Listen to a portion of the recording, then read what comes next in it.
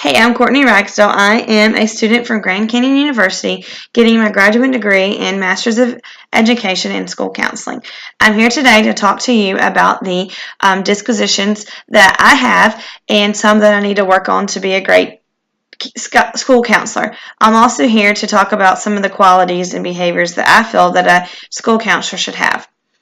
So I first think they should be able to be honest. They need to be able to be truthful and mean what they say and do it. Your actions and words speak very loudly. Also, I think they need to be professional within the school and outside of the school. I also think that they need to be dedicated. This job's going to get tough. You're going to see a lot, you're going to hear a lot, but be able to push through it and be dedicated to the students. I also think you need to be able to advocate. You need to be able to work together.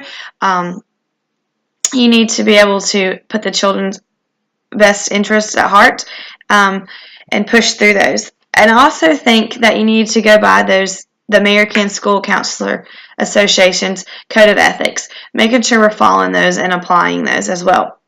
So some of the dispositions that I think that I have are is fairness. I think that I know that everybody should have the equal opportunity, regardless of where they're from or how they're raised or their poverty level line.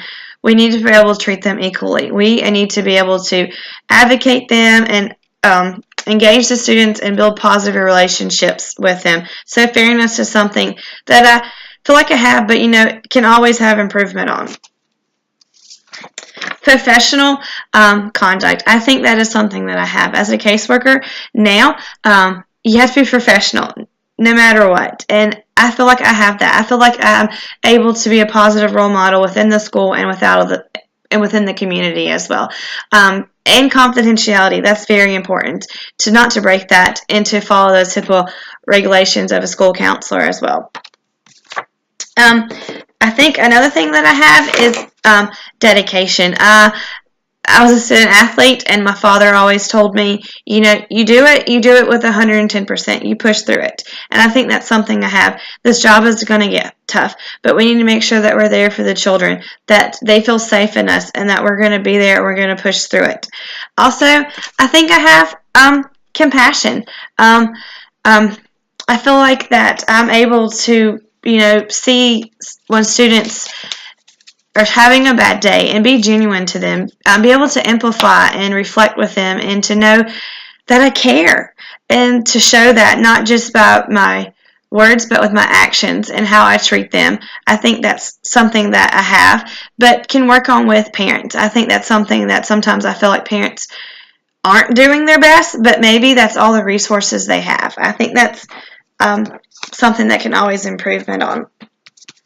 Advocacy, I think I have that. I have that the attitude to make positive change, build the positive relationships, engage the students, and most importantly, take time to understand that. And I feel like I have the advocacy. Also, honesty.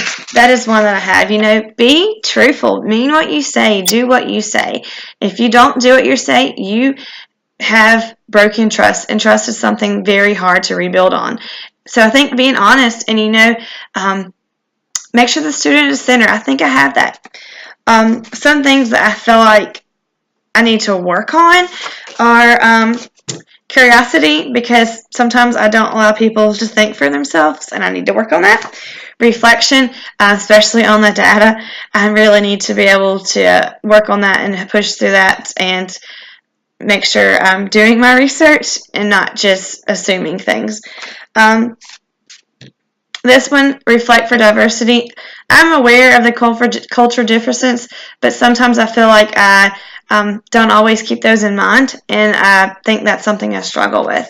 How I can demonstrate these within my community, just being honest with my parents, building those positive relationships within the school, being an advocate, show compassion. I think that is how parents can understand my roles and my duties.